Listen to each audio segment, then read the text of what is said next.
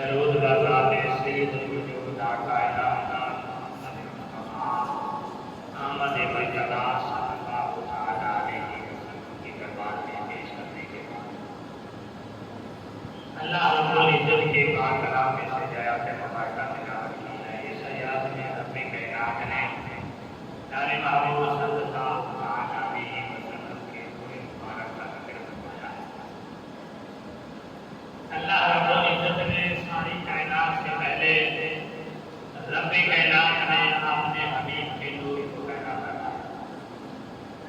اس وقت اللہ کی ذات سے یا رب کائنات نے اپنے حبیب کے نور کو بنایا اور کچھ بھی نہیں تھا۔ اللہ کی مرضی کے مطابق جہاں جہاں اس کو رکھا ہے میرے حبیب کا نور رہا۔ اور بعد میں رب کائنات نے مخلوقات بناؤ، دنیا بناؤ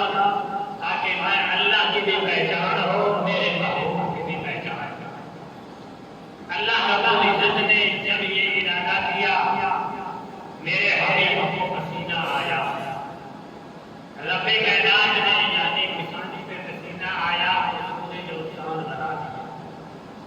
اور آپ کے رخساروں پر پسینہ آیا تو آسمان بنا دیا، آپ کے لبوں پر پسینہ آیا تو رب کائنات نے جنت بنا دیا۔ اسی طرح یعنی ہر جس قوت پر پسینہ آتا گیا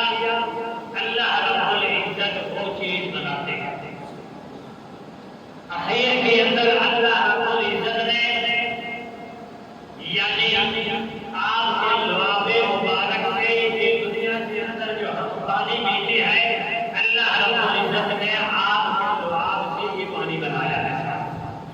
جتنا بھی ایسے اندر دریا آپ میں جہاں بھی کر رہا ہے، آسمانوں میں بارش میں جہاں بھی آئے اللہ رب العزت نے پیارے محبوب کے یہ لعاب مبارک ہے جو پانی بنا اور اخیر کے اندر میرے حبیب کو پاؤں کے اوپر پسینہ آیا، اللہ رب العزت نے اس پسینے سے یہ زمین بنا جس کے اوپر ہم چل رہے ہیں، اور وہ زمین بنائی جس میں سبزہ اگتا ہے، پھل فروٹ اگتے ہیں، کھانے پینے کی چیزیں اگتی ہیں، یہ میرے محبوب کے پاؤں کے صدقے سے ہمیں ملا،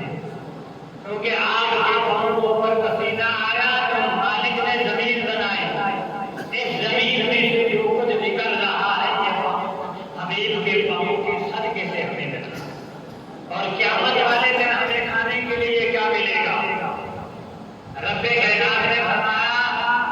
یہ زمین جو میرے محبوب کے پاؤں کے پسینے کی بنی گئی اللہ رب العزت میں اس کی روٹی بنا کر دے گا کہ یہ کھاؤ، یہ میرے محبوب کے پاؤں کے صدقے ہمیں